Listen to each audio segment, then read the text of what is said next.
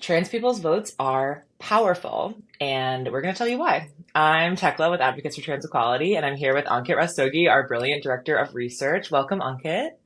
Hi, Tekla. We're so excited to share the latest findings from the 2022 US Trans Survey. And what we have to share today is the brand new Civic Engagement Report. And Ankit, what can you tell us about it? This report details how our respondents in the USTS participate in the political process. And we find a really important finding, and that is trans votes count. And trans people want to make their voices heard. 75% of our respondents voted in the 2020 election compared to 67% of the general population. Our respondents also showed higher voter registration rates compared to the general population.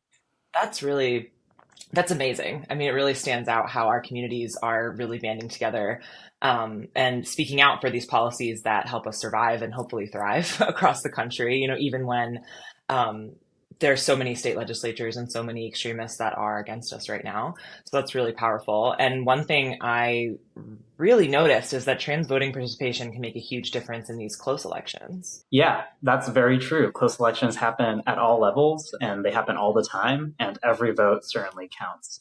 Some of the victories in key battleground states were won by very narrow margins, and trans people voting can make a huge difference and turn the tide. And some of these races honestly amaze me. Like I keep thinking about Colorado's third district, where the very famously anti-trans, very extremist Lauren Boebert won over her opponent Adam Frisch, but it was only by 546 votes, which is like you can fit that in less than a football stadium. It's not that many people, so every vote really, really counts.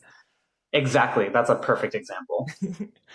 So, when we're looking at this report, what issues are important to us as trans people? What are the problems in our communities that we want to solve? Yeah, I appreciate this question a lot. And the top three policy priorities were pretty clear in the survey. USTS respondents want politicians to address violence against trans people, racial justice, and coverage for trans-related healthcare.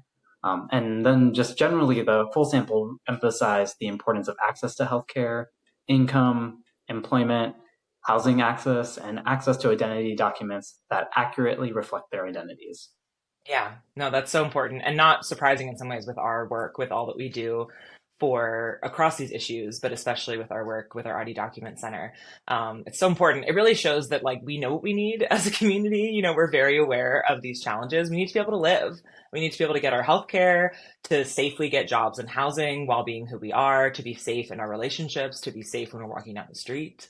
And there's so many challenges and there's so much scary stuff out there. There's still so much violence against us, especially against trans women of color, that we're fighting against. But it's really heartening to see our communities so engaged, like trying to solve these problems. Yeah, Um, and one thing, sorry for interrupting, but no, one thing I'd just like to add is that when you look at that list, it's really comprehensive reforms. It's not just like small specific things, but things that really affect our entire lives and our whole sense of identity and liberation. yeah, that's what I love about trans people too, is the way that we as a community, because I think we have to know ourselves so well on our own journeys, that we see this bigger picture, that we see the ways that life could be better in our communities for everybody, I think. And unfortunately, we know that voting while trans comes with its own unique challenges. And what can you tell us about these barriers that are in place for trans people who want to vote but are maybe struggling to access that? Yeah, so the survey tells us a lot about barriers to voting. And so we find that our respondents, among those who weren't registered to vote, which again, I want to note is a smaller percent than the general population, reported several trans specific reasons for not being registered to vote. For example, their current name did not match their driver's license or social security card. They wanted to avoid being harassed by election officials because they were transgender, or they thought that their state voters identification law could stop them from voting. That's so frightening, I think, when you're thinking about trying to go to the poll location and thinking, are they going to challenge me? Are they going to say my ID is wrong? Is really, really stressful. And so what do we need as trans people to be able to access that right to vote?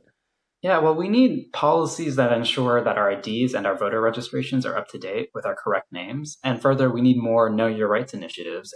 It's important to know that if your ID doesn't match your gender identity or your gender presentation, it should not affect your right to cast a ballot anywhere in any state.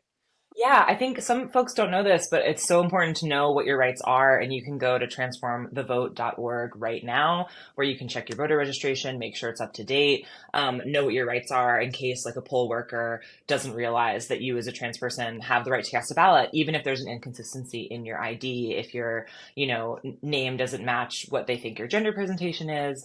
That really doesn't matter. You're still supposed to be able to cast your ballot. And related to that, even if there's some confusion or some challenge to you being able to vote, you should always be able to cast a provisional ballot where they can kind of sort it out afterwards and verify who you are and all those things. Don't, if you're in line to vote, don't leave. Make sure that you do vote because you do have that right to vote. Okay, what else should people know about this report? There's so much in it, I feel like. Yeah, I think the major finding that I just want to reiterate is that our respondents showed extremely high voting rates and that our votes count.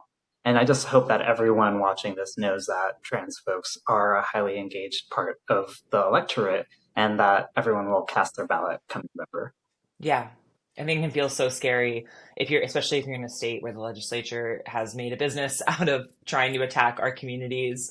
It can just feel so frightening and feel powerless sometimes and feel scary. But this is one way that we can really take our power back in that way and be part of a community and cast our vote and make our voice heard. I Um, 100% agree. so, as a reminder, we already have the Early Insights report of the USTS, which gives us a look at some of these big top line findings from the survey. Later on this year, we should have even more for you. So, you can go to the ustranssurvey.org to learn about the results we've released so far. Make sure you know your rights at the polls as a trans person. That's transformthevote.org. And for our allies, so you can speak up for us.